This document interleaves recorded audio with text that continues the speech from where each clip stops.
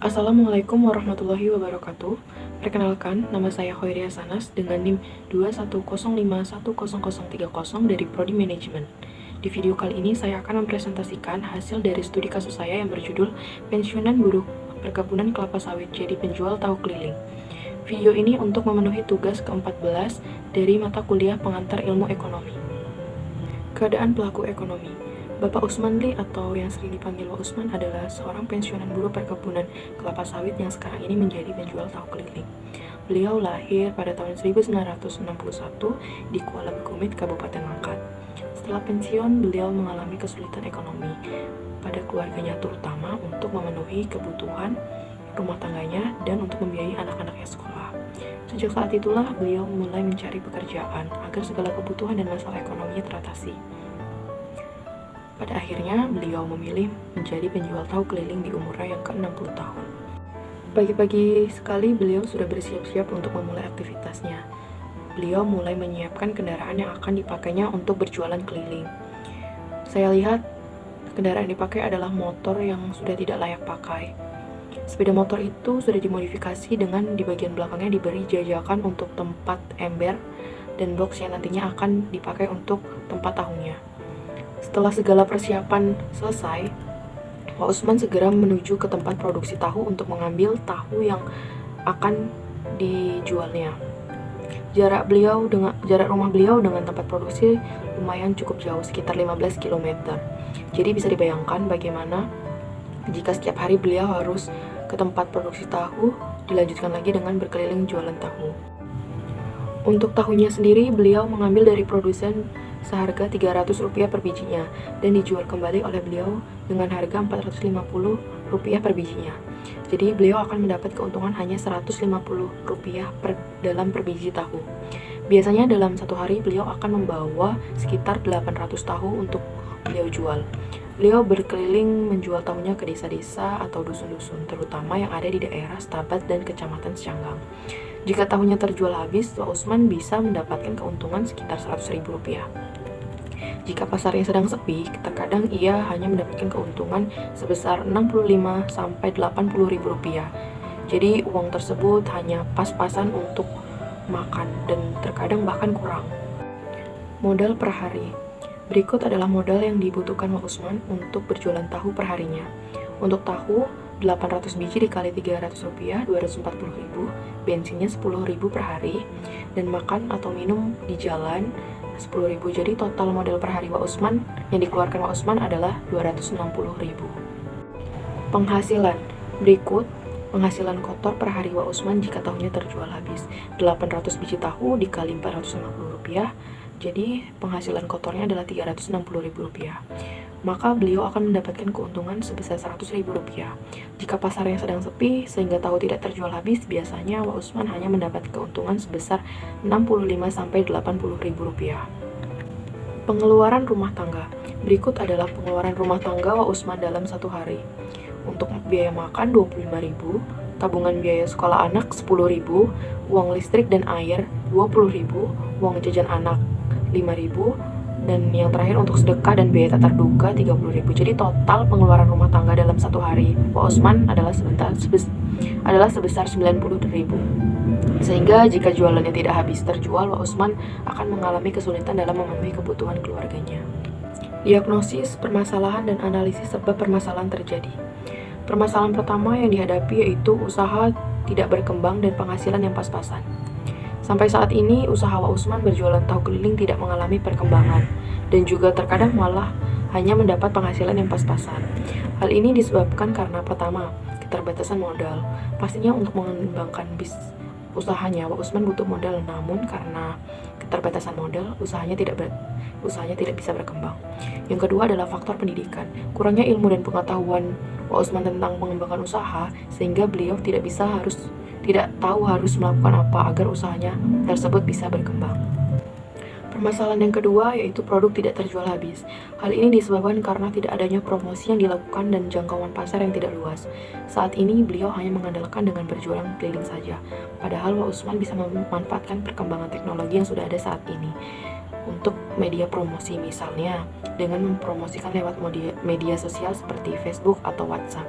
Namun, lagi-lagi beliau tidak bisa melakukan hal ini karena masih gaptek dalam penggunaan teknologi. Penerapan teori mikroekonomi. Penerapan teori pasar. Pasar merupakan tempat bertemunya pembeli dan penjual untuk melakukan transaksi jual beli barang dan jasa.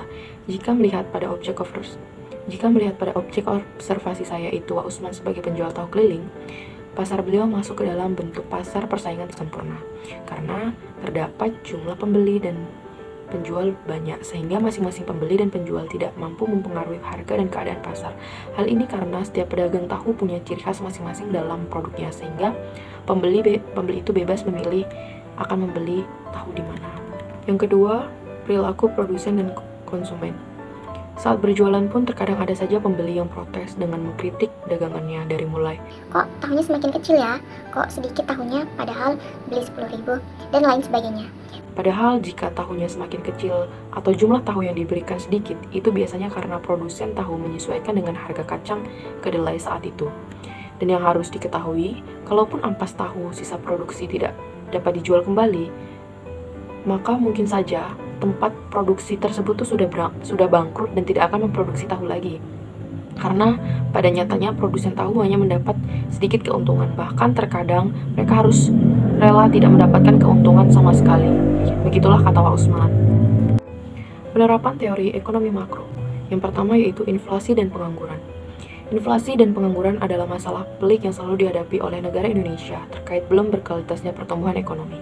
Keterkaitan dengan studi kasus saya itu adanya inflasi pada bahan utama pembuatan tahu yaitu kacang kedelai mempengaruhi jumlah produksi dan kualitas produksi bagi produsen dan berpengaruh terhadap penjualan dan pendapatan pelaku ekonomi studi kasus saya yaitu Wak Usman yang hanya merupakan penjual tahu keliling.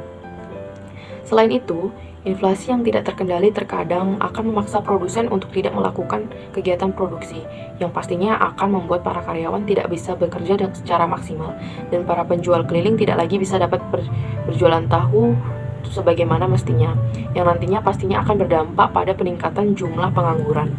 Yang kedua, ketimpangan pendapatan. Di Indonesia, fenomena mengenai masalah ketimpangan pendapatan banyak dijumpai. Dalam studi kasus saya, masalah ketimpangan pendapatan dapat dilihat antara produsen tahu dengan pekerja kasar yang bekerja di tempat produksi ataupun para penjual tahu keliling yang mengambil tahu dari produsen. Adanya ketimpangan pendapatan dapat dipengaruhi oleh kedudukan ataupun tingkat pendidikan. Rata-rata pekerja yang bekerja di tempat produksi tahu hanya lulusan SD dan SMP, sedangkan Pak Usman sendiri, si penjual tahu keliling objek studi kasus saya, hanyalah seorang lulusan SMA. Dengan latar pendidikan yang rendah, membuat pekerja sulit mencari pekerjaan yang menghasilkan gaji besar. Sudah mendapatkan pekerjaan saja, mereka sangat bersyukur walaupun hanya menghasilkan sedikit uang. Apalagi pada masa pandemi saat ini sangatlah susah untuk mencari pekerjaan.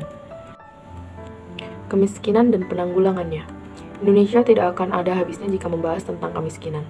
Apalagi saat ini semakin banyak kasus kemiskinan yang terjadi, terutama di saat terjadi pandemi COVID-19 seperti sekarang ini, yang mengakibatkan peningkatan jumlah pengangguran dan penurunan tingkat produktivitas usaha baik individu maupun perusahaan. Terkaitan dengan studi kasus saya, yaitu kondisi saat ini membawa dampak buruk bagi Wak Usman. Beliau semakin mengalami penurunan pendapatan, yang nyatanya jika keadaan ini terus-menerus terjadi, banyak orang pula yang akan kekurangan pendapatan karena menganggur atau kehilangan pekerjaan. Ini disebabkan karena tingkat produktivitas produksi tahu yang menurun, disebabkan sepinya penjualan dan pesanan, baik pada produsen maupun penjual tahu kelilingnya. Hal ini tentunya membuat produsen tahu maupun penjual tahu keliling tidak dapat memenuhi kebutuhan sehari-hari.